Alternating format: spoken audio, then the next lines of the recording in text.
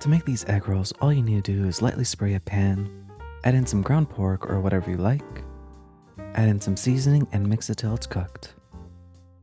Add in some garlic, and once that gets all cooked, put it into a bowl. Add in some shredded cabbage and carrots.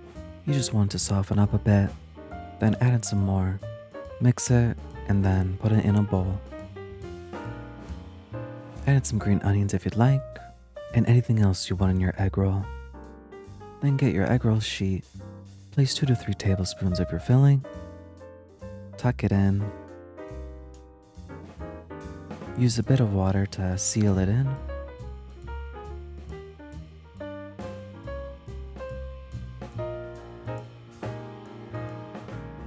Give your air fryer a spray, put in your egg rolls, give those guys a spray, and put it in your air fryer at 400 degrees for 6 to 8 minutes.